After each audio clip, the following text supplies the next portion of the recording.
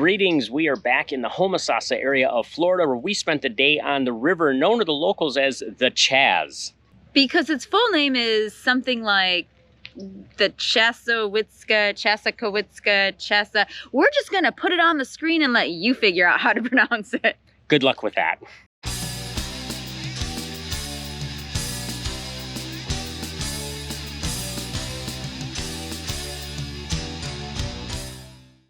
In all seriousness, it was a beautiful day on a great river. We had a really good time.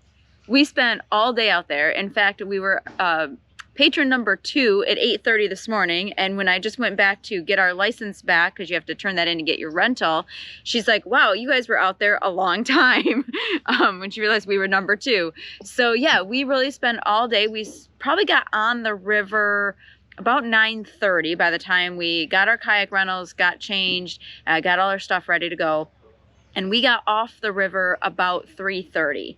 So we really did spend all day out there and had a blast seeing all sorts of things from manatees to bald eagles, fish, turtles, and tons of turkey vultures. Yeah, and all kinds of wading birds, fishing birds, swimming birds. If it's a waterfowl, I think they have it out in this river. It really is, you know, they talk about the real Florida, and it's a very undeveloped section of river, or that whole river really is. And one of the locals here was telling me that. He said that's what makes this whole trip great when people come out here and rent kayaks, or you can, you know, put your own kayaks in lots of different places along the river. People were out in canoes, lots of people on stand-up paddle boards today. That was a big thing today, yep. Everybody was out enjoying it, and we didn't actually come here for the manatees, but we found that they were here this morning because it was chilly overnight, and the water's 72 degrees all year long, and so this is where they come to stay warm. We did purposely pick this river not for the manatees because this time of year, all of the surrounding areas from Crystal Springs to Homosassa, Weeki Wachee, everything that is just packed with people trying to see the manatees, whether they're out on, you know, pontoon boats or kayaks or snorkeling, eco tours. And so we'd already seen manatees and we just wanted to go see the rest of the Florida wildlife, and specifically to see something here called the crack, which is essentially a crack in the earth where the water bubbles up from. It's super deep, it's super crystal clear, and so that was the feature that we wanted to see the most today.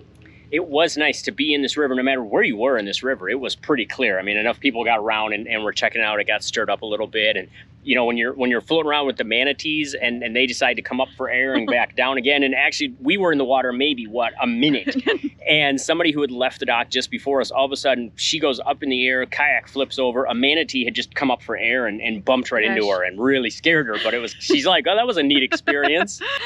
That very quickly taught us to be on the lookout for the manatees, because in that particular area it was deep enough that we didn't see them right away, and it surfaced unexpectedly and we just had no idea, and she had no idea. It just totally tipped her over. But something that always attach everything to your kayak. That was one lesson we learned right away. Yeah, when her kayak flipped, right away everybody's like, do you have a bag? She's like, it's attached, it's here, we got it. So we're like, okay, lock everything down. We had literally just like barely like left the dock. So that was a kind of interesting start to the morning, but we saw, like I said, a lot of manatees in basically just right in the area near where the boat launch is. And then never saw any more the rest of the day once we left and got out into the river. The river is only like 1 to 4 feet deep at the most. I mean, it's pretty shallow most of the way. And there's lots of little tributaries where you can go off, and that's where the crack is. And if you keep going and some of the other ones, you'll kind of get off the beaten path and you'll get where there's less people and you're more likely to see all of the water birds and the fish and the turtles. And that's where we saw most of our stuff today. I would make a point of saying that we're here in late January. So depending on the time of year, depending on the weather that's been going on, you're going to have different depths. You're going to see different things. There's going to be lots of different types of wildlife around, depending on whether you see them or not. There's always warnings in Florida about alligators. You know, they aren't really out this time of year from what we've been told, but that's just the kind of thing that you watch for.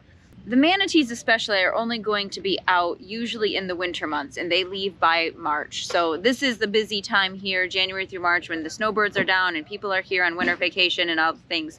So that's the best chances to see manatees. But if you want to avoid the people and the manatees, come at other times of the year, when this place is probably a little bit quieter. But we had a good time, and we actually bumped into quite a few people today, and it was kind of fun to have that camaraderie and hang out and laugh with them. And you can learn some things from some of the locals around here too, so that was really fun as well. I mentioned the crack, And one of the cool things that I got to do was I brought my mask and snorkel, and I was able to get down and actually sort of not really dive, but just sort of snorkel around into that crack area.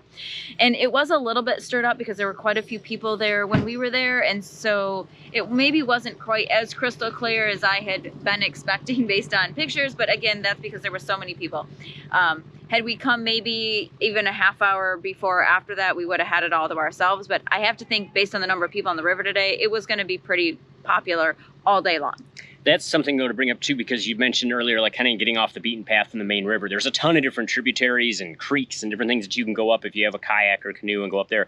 And a couple of locals suggested, you know, take a couple of the side ones and get away from the main area. And there were times when we were all by ourselves out there, so that was kind of neat. They did say when we rented the kayaks, the only place you're really allowed to get in the water and the only safe places to get in the water are at the two springs. So there's the Crack Springs area, and then there's also something called the Seven Sisters, and that's just upstream from the marina here, just not even 5 minutes. And that's another safe space where you can get in, and kind of right here by the boat launch a little bit. You just have to watch for all the traffic, but it's really clear and sandy. Otherwise, you really do have to watch for the wildlife like the gators, and so you do not want to be getting in the water in those tributary areas because you just never know what's going to be out there. The Chaz is definitely someplace you should check out, whether it's an hour, a couple hours, or all day. Just be prepared. You know us, we're prepared. We brought all the food, all the water, all the sunscreen, the hats, the long sleeves to protect us from the sun, the works. But either way, get on out here because it's a place for all ages to enjoy. In the meantime, keep on trekking. And we'll see you out there. Taking your kayak for a walk? Taking my kayak for a walk. It's a nice walk.